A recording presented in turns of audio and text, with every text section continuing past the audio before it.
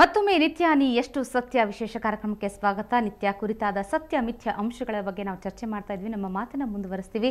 ಪುಷ್ಪಾ ಮೋಹನ್ ಅವರೇ, ಈ ರೀತಿ ಕುಂಡಲಿನಿ ಯೋಗದ ಬಗ್ಗೆ ಹೇಳಿದ್ರಿ, ದೇಹದ 7 ಚಕ್ರಗಳು. ಆದರೆ ಈ ರೀತಿ ಹುಚ್ಚೆದ್ದು ಕುಣಿದ್ರೆ ನಿಜಕ್ಕೂ ಶಕ್ತಿ ಅನ್ನುವಂಥದ್ದು ಸಿಗುತ್ತಾ? ಹಾಗಾದ್ರೆ ರಿಲ್ಯಾಕ್ಸೇಷನ್ ಆಗಿರಬಹುದು, ಸುಸ್ತಾಗತ್ತೇನೋ ಅನ್ಸುತ್ತೆ.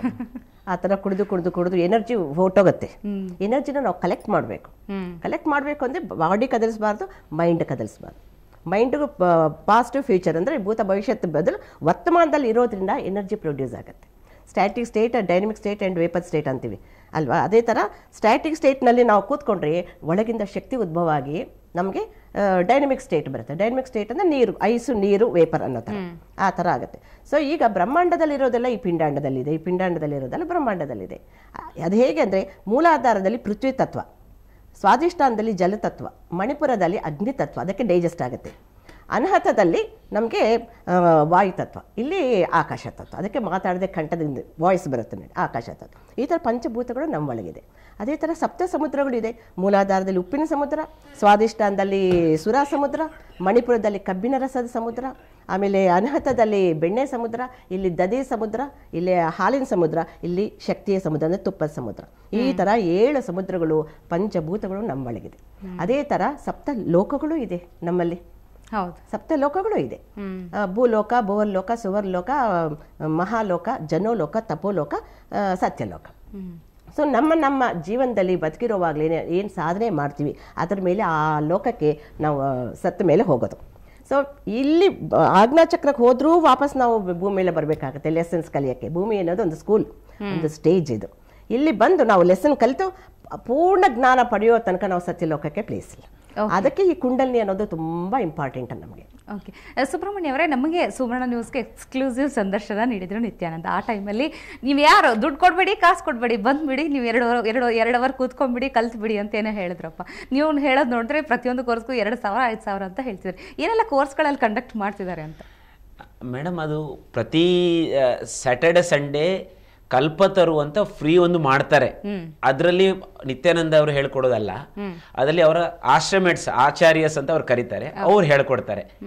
ಅವ್ರು ಯಾರಿಗೆ ಏನಂತ ಹೇಳ್ತಾರೆ ಅಂದ್ರೆ, ಅದಕ್ಕೆ ನಾನು ಬಡವರಿಗೋಸ್ಕರ ಮಾಡ್ತಾ ಇದ್ದೀನಿ ಅಂತ.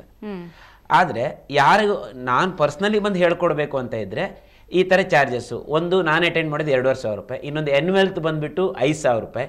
ಈಗ ಇನ್ನೊಂದು ನಡೀತಾ ಇದೆ ಕೋರ್ಸ್, ಅದಕ್ಕೆ ಹೈಟೆಕ್ ಅಂತ ಹೆಸರು. 50 ದಿವಸದ್ದು 30 ದಿವಸದ್ದು ಇನ್ ಹೌಸ್ ಅಂದ್ರೆ ಮನೆ ಅಲ್ಲೇ ಕೂತ್ಕೊಂಡು ಇರುವಂಥದ್ದು, ಡಾರ್ಮೆಟ್ರಿ ಫೆಸಿಲಿಟಿ ಎಲ್ಲ ಕೊಟ್ಟು, ಅದಕ್ಕೆ 50,000 ರೂಪಾಯಿ.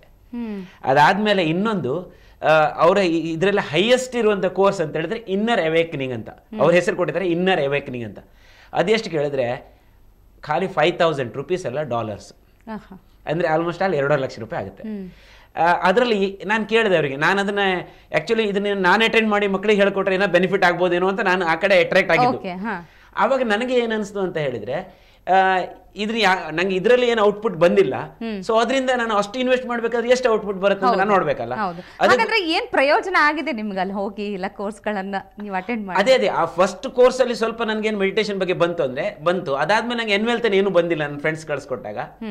ಅದಾದ್ಮೇಲೆ ಅದರ 2.5 lakhs ಏನಿದೆ ಅದರಲ್ಲಿ ಏನು ಔಟ್ಪುಟ್ ಇದೆ ಕೇಳಿದ್ರೆ, ಒಬ್ಬ ಡಾಕ್ಟರ್ ಬಂದು ಮಾತಾಡಿದ್ರು, ನಿಮ್ಮ ಮೈಟೋಕಾಂಡ್ರಿಯ ಸೆಲ್ ಎನರ್ಜಿ 1300% ಜಾಸ್ತಿ ಆಗುತ್ತೆ ಅಂತ. ಅದು ಡಾಕ್ಟರ್ ಗೊತ್ತು ಜಾಸ್ತಿ ಆಗುತ್ತೋ ಇಲ್ವೋ ಅಂತ. ನಿಜಕ್ಕೂ ಮೈಟೋಕಾಂಡ್ರಿಯ ಸೆಲ್ ಅಷ್ಟು ಜಾಸ್ತಿ ಆಗುತ್ತಾ? ಹಾಗಾದ್ರೆ ಸಾಧ್ಯನೇ ಇಲ್ಲ. ಮೈಟೋಕಾಂಡ್ರಿಯಾದಲ್ಲಿ ATP ಅಂತ ಎನರ್ಜಿ ರಿಲೀಸ್ ಆಗ್ತದಲ್ಲ, ಅದು ನಾರ್ಮಲ್ ಆಗಿ ನೀವು ಕುಂತ್ರೂ ರಿಲೀಸ್ ಆಗ್ತದೆ, ವಾಕ್ ಮಾಡಿದ್ರೆ ರಿಲೀಸ್ ಆಗ್ತದೆ, ಜನರಲಿ ಆಗೇ ಆಗುತ್ತೆ. ಅದು ನೀವು ಮಲಗಿದ್ರು ATP ರಿಲೀಸ್ ಆಗೇ ಆಗುತ್ತೆ ಮೈಟೋಕಾಂಡ್ರಿಯಲ್ಲಿ. ಅವನೆಲ್ಲೋ ಒಂದು ವರ್ಡ್ ತಿಳ್ಕೊಂಡು ಮೈಟೋಕಾಂಡ್ರಿಯಾ ಅಂದ ತಕ್ಷಣ ಎಲ್ಲರೂ ಗೊತ್ತಾಗ್ತಾರೆ, cell he want to show more than ಈ ಪ್ರಪಂಚದಲ್ಲಿ ನಾನೊಬ್ಬನೇ ಬುದ್ಧಿವಂತ, ಇನ್ಯಾರು ಇಲ್ಲ, ನಾನೊಬ್ಬನೇ ಎಲ್ಲದಕ್ಕೂ ಸರ್ವಶಕ್ತ, ನಾನು ಗುರು ಅಂತ ಬೇರೆ ಹೇಳ್ಕೊತಾನೆ. ಇವನೇಜ್ಗೆ ಗುರು ಆಗ್ಲಿ ಅಥವಾ ಅದು ಕ್ವಾಲಿಟಿ ಆಗಿ. ಒಂದ್ ಕಡೆ ಈಗ ವಕೀಲರು 6 ವರ್ಷದ ಬಾಲಕ ಅಂತ ಹೇಳ್ತಾರೆ, ಇನ್ನೊಂದು ಕಡೆ ಈ ರೀತಿ ಯೋಗ ಧ್ಯಾನ ನಾನು ಆ ರೀತಿ ಮಾಡ್ತೀನಿ, ಇದನ್ನ ವಾಸಿ ಮಾಡ್ತೀನಿ, ಈಗ ಕುಂಡಲಿನಿ ಯೋಗ ಕಲಿಸ್ಕೊಡ್ತೀನಿ ಅಂತ ಹೇಳ್ತಾನೆ. ಆದ್ರೆ ಇದ್ರಲ್ಲೇ ಯಾವ್ದು ಸತ್ಯ ಅಂತ ತಿಳ್ಕೊಬೇಕು ಜನರು. ಸತ್ಯ ನಾನು ಹೇಳ್ಬೇಕಾಗಿದ್ರೆ ಅವನು he is a dirty fellow by personally. ಯಾಕಂದ್ರೆ ನಾನು ನೋಡ್ತಾ ಇದ್ದೇನೆ, ಯಾರಿಗೂ ಮೋಸ ಮಾಡಬೇಕೋ ಅವ್ರನ್ನ ನಾವು ಎನ್ಕರೇಜ್ ಮಾಡಲೇಬಾರ್ದು. ಅವನು ಸುಮಾರು ಪೊಲಿಟಿಷಿಯನ್ಸ್ ಆಗಲಿ, ಸುಮಾರು ರಾಜಕೀಯದವರೆಲ್ಲ ಅವನಿಗೆ ಸಪೋರ್ಟ್ ಇದ್ದಾರೆ. ಬಟ್ ಅವ್ನು ನೋಡಿದ್ರೆ ಯಾರಾದರೂ ಒಪ್ತಾರ? ಅವನು is like A body builder. ಅವ್ನ ಸಪೋರ್ಟರ್ಸ್ ನೋಡಿ, ಅವರು ಕೋರ್ಟ್ಗಳಲ್ಲೆಲ್ಲ ನೋಡ್ತೀವಲ್ಲ, ಅವರೊಂಥರ ಪೊಲೀಸರಿಗಾಗಲಿ ಬೇರೆ ಮೀಡಿಯಾದವ್ರಿಗಾಗಲಿ ಹಿಂಗೆ ಮಾಡಿದ್ರೆ ಮೀಡಿಯಾದವ್ರು ದೂರ ಹೋಗ್ಬೇಕು, ಆ ಥರ ಡೆವಲಪ್ ಆಗಿದ್ದಾರೆ. He is kept A force, very organised criminal activity is doing. This is ಇನ್ನೊಂದು ಔಟ್ಪುಟ್ ಅವ್ರು ನನಗೆ ಏನ್ ಹೇಳಿದ್ರು ಅಂತ ಹೇಳಿದ್ರೆ, ಫಸ್ಟ್ ಬಂದು ಅದು ಮೈಟೊಕಾಂಡ್ರಿಯಲ್ ಸೆಲ್ ಎನರ್ಜಿ. ಇನ್ನೊಂದು ಏನ್ ಕೇಳಿದ್ರೆ, ದೇಹದಲ್ಲಿ 8-10 DNA ಸ್ಲ್ಯಾಂಡ್ಸ್ ಇರ್ತದಂತೆ. ಐ ಡೋಂಟ್ ನೋ ಎಷ್ಟು DNA ಸ್ಲ್ಯಾಂಡ್ಸ್ ಇರ್ತದಂತ. ಆದ್ರೆ ನಾರ್ಮಲ್ ಆಗಿ ವ್ಯಕ್ತಿಗೆ 2 ಆಕ್ಟಿವ್ ಇರೋದು.